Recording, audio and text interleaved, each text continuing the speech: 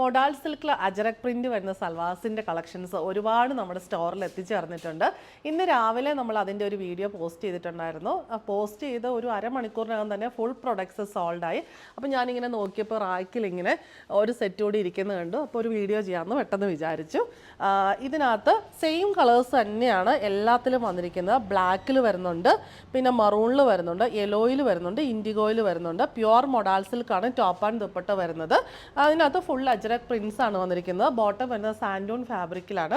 നമുക്കറിയാം ഈ modal silk എന്ന് പറയുമ്പോൾ നമുക്ക് ഏത് ക്ലൈമറ്റിനും ഭയങ്കര ചൂട് കാലത്താണെങ്കിൽ ഒരു കൂളിംഗ് എഫക്റ്റ് ആണ് ഈ മെറ്റീരിയലിന്. പിന്നെ ഇത് ഏത് ഫംഗ്ഷന് വേണമെങ്കിലും യൂസ് ചെയ്യാം. ഫ്യൂണറലിന് പോയാലും യൂസ് ചെയ്യാം, വെഡ്ഡിങ്ങിന് പോയാലും യൂസ് ചെയ്യാം, പിന്നെ നമുക്ക് ഒഫീഷ്യൽ ഫംഗ്ഷൻസിന് യൂസ് ചെയ്യാം, ചർച്ച് വെയർ ആയിട്ട് യൂസ് ചെയ്യാം.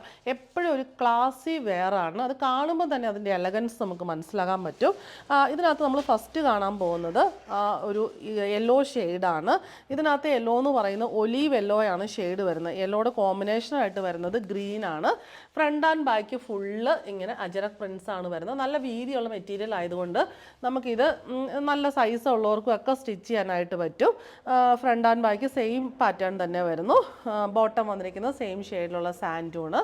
ദുപ്പട്ട വന്നിരിക്കുന്നത് സെയിം മെറ്റീരിയലിൽ തന്നെ ഇങ്ങനെ അജറക് പ്രിൻസ്. ബോഡിയിൽ ഈ ഒരു പ്രിൻറ്റ് വന്നിരിക്കുന്നു, യെല്ലോ ആൻഡ് ഗ്രീൻ കോമ്പിനേഷനിലുള്ള.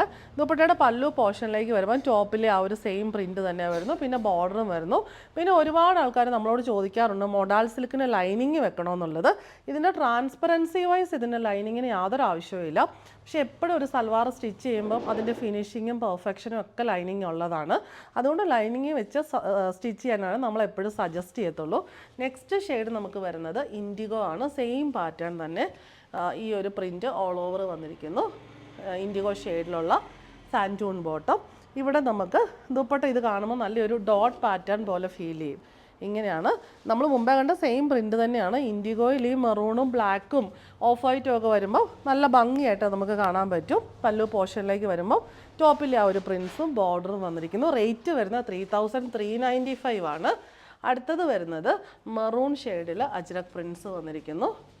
മെറൂൺ ഷെയ്ഡിലുള്ള സാൻഡൂൺ bottom and dupatta.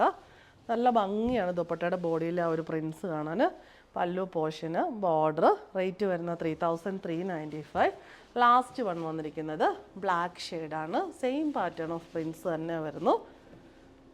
Bottom black ഷെയ്ഡിലുള്ള സാൻഡൂൺ ആൻഡ് ദുപ്പട്ട.